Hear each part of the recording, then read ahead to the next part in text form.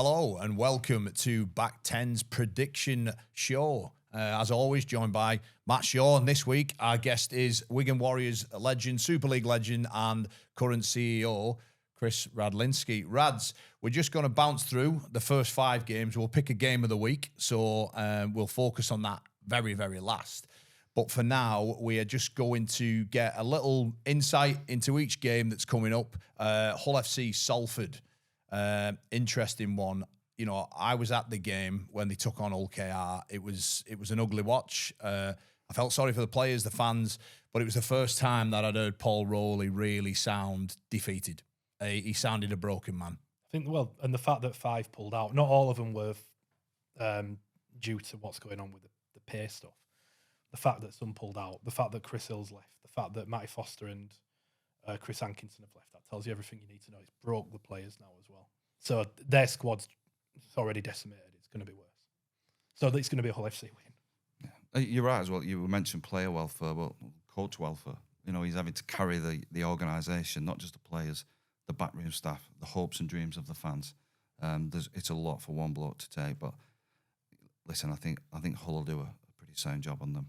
They've got loads of competitive animals in that, and John Cartwright's generated a pretty awesome spirit there. Yeah, it's great to see Hull FC back up and, up heading higher than where they were in season 2024. So, yeah, I too am going for a Hull FC win on that one.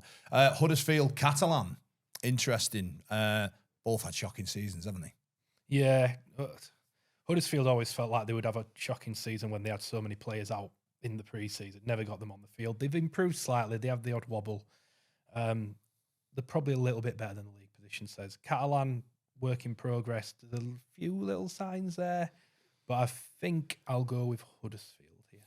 Rad's former Wigan player, Joel Tompkins. You got a good look at them the other week. Which way do you see this one going?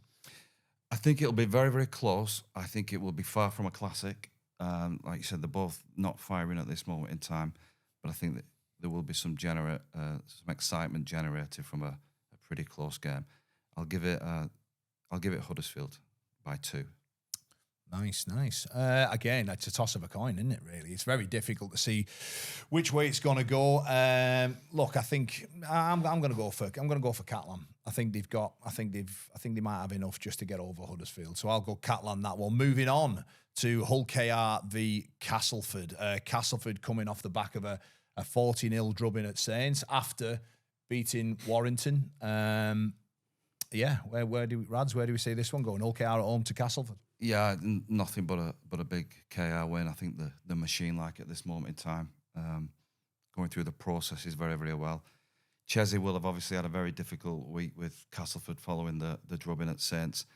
I would expect a little bit of a response. They played well there in round 1, didn't they? Nearly got over the line, but I just think Hull KR at home in a great atmosphere will be too much for them. Yeah, look, I completely agree with that. I think Hull KR, they do a massive number on Castleford. Matt, it was really interesting before the game was kicked off on last Thursday against Salford.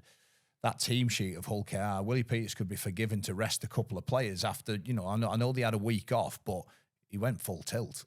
He did, but he's got a tendency to do this. He rests a few here and there. Dean Adley didn't play, Jai Whitbread didn't play, but he generally plays a very, very consistent team. And it seems to work for them, doesn't it? Because they play very well. They do well on the injury front as well, by and large. Look, it's going to be a Hull KR when it's just by how many. The thing with Castleford is they seem to have a good week, then a bad week. They're very hot and cold. Good enough to get over Hull KR? Absolutely not. It's just, I think it might not be I think everyone after them losing 40-0 to Saints might think it'll be a thrashing. I don't think it will. Interestingly, just a little note on Cast, they should announce a new coach this week. I'd be surprised if it's not Ryan Carr. Cast Tigers, watch this space. Then we enter into the final 3 games of the round, and for me, it's this time of the year where these, there's a lot of fixtures that do matter, and it gets real juicy. Wakefield taking on St Helens. That's a tasty game, isn't it? Very tasty game. I think Wakefield make the 6 now. They've got 4 of their last 7 are against the bottom 3. 2 are against Salford. If they could win this, and then they've got 5, I think that'll be enough for them. Because I don't think Hull FC would then need to win 6 because they're 1 point behind them. And you know what? Wakefield have struggled against Saints this year, but I don't think Saints will have been helped by that game against Castleford last week. Really, I'm back in Wakefield to win and cement the place in the 6. Rads? First of all, what a job Matt Ellis has done with turning the whole atmosphere and stadium at Wakefield. We went there a few weeks ago and got turned, but the actual occasion, it was brilliant, and the investment, and he's developed a really strong team, being led superbly by Darryl.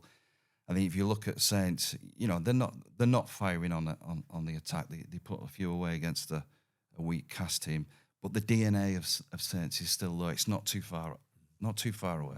The line speed, the contact, they won't be far off in the mix. What's really exciting about the game is you've got some of the most exciting young British three-quarters on display. Harry Robertson's been fantastic, Owen Dagnall, and I think Ollie Pratt in the centre for Wakefield will be one of the young players of the season. He's been a revelation. Corey Hall as well. He's had a decent year as well. Jack Wellsby's back, isn't he? I'm not too sure. I think don't so. know. So go on, Rads. Wakefield Saints. Who wins? Not a score, just a who wins. I think Saints put a marker down and they get over them by a try, and people will just say, "Oh, they've snuck up the table." It's interesting because I'm thinking, obviously, I spent a long time there, and it's this part of the season where the top teams, you talk about the DNA, they do get excited to go after it. I think with Wakefield though, they've got a what a finish that would be if they could get in the top 6 after coming up from the Championship. I think Wakefield win. I do.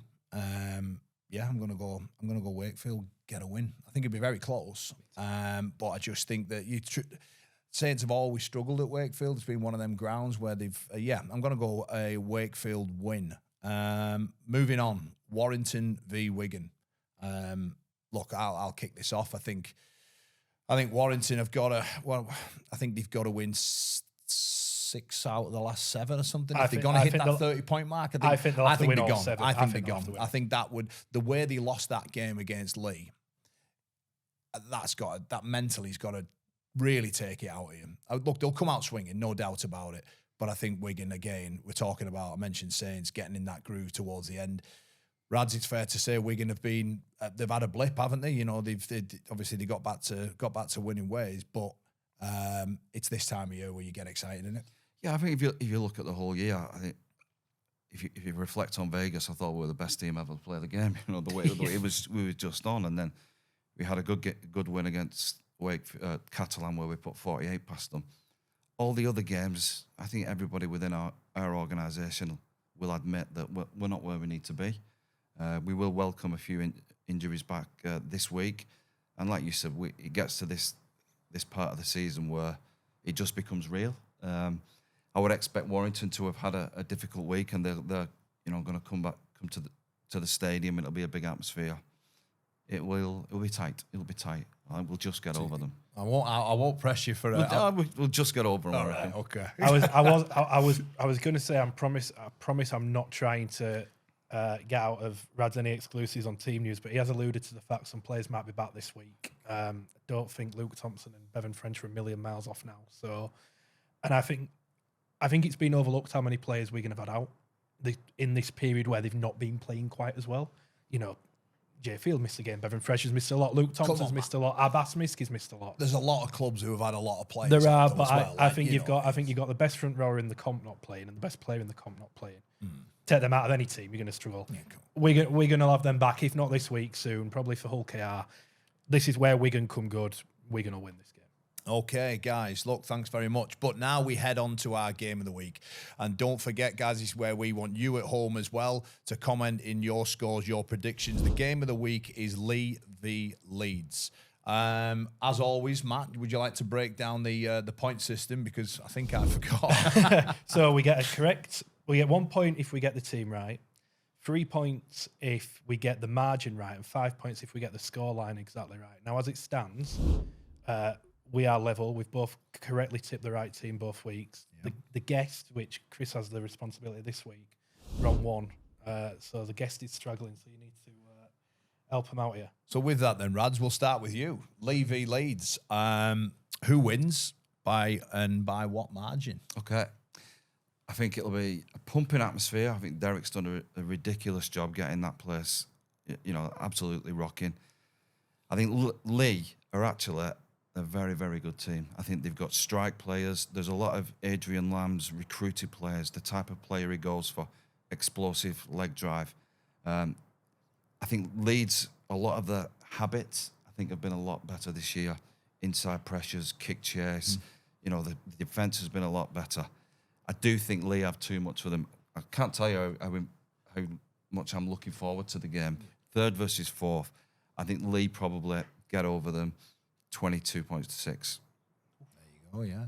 Look, just to echo what Rad said, I think Leigh, when Edwin and Papa, he's the heartbeat of what, physically what I think, that Leigh Leopard side does. When he drives that, I think they've got one of the best line speeds in the competition defensively. I think they really go after teams, don't they? And then they've got, Lachlan Lamb, I think how many try assists he got now? 27, 28? He's done that again last year. So, it's no secret. It's stopping it. That's the hard thing. You know what? Another player I'd like to mention is Gareth O'Brien as well. We played in round 1 and Junior Nasamba terrorised him. Literally terrorised him. And he kept getting up and then right at the end he puts over a 1-pointer. Such a clever footballer. Absolute tough as they come. He got his face smashed against Catalan a few weeks ago. There's a lot of unsung heroes in that Leeds team, and they're playing with a spirit that will make them dangerous. I mean, that win last week is going to do them a load of good, isn't it? Sometimes you don't always have to play at your absolute best, but the top teams, they find a way. Owen Trout dives over, and somehow I came away from that game scratching my head thinking, how on earth have Warrington have lost that? Because Warrington, that's probably the best I've seen them play this year in terms of their energy, their effort, the togetherness. But somehow they lost the way. But look, I think it's going to be a bit tighter. I think it's going to be 18-10 to Leigh. But again, I want to make a mention that at the game, they do it well, don't they? Their game day experience is brilliant to be inside of that Leopards den once it's booming. But yeah, for me, home team 18-10, Matt. Right, I'll go against you both. I think Leeds will win. I think Leigh are better than Leeds when they both play at the best, but I think Leeds are more consistent. And I think Leeds have a style of play that Leigh don't particularly like. I think Leeds are very tough through the middle, and sometimes when I've watched Leigh this year, it's been those games where they've struggled a little bit. They're very good in the open games, but Leeds, particularly defensively, are quite solid now. So, bearing that in mind, I think it's a styles clash. I think Leeds win the game. I'm going to go Leeds 22 points to 14. So there you go. And just on Leeds, you mentioned Brad Arthur's son staying. When's the decision due from Brad Arthur? Has that been? Well, it was due last week, Right, but it didn't happen. From what I can gather, he's willing to commit for a year. Leeds would like him to commit for longer. There's just a bit of what we're going to do. I think he'll end up staying. Well, there's no doubt he's doing a great job there at Headingley. But thanks again. Don't forget, guys, you at home, the game of the week is Leigh against Leeds. Please let us know in the comments your score, your winning margin, and which team it is going to. But again, from myself, Matt, and Rads, thank you, and see you next week.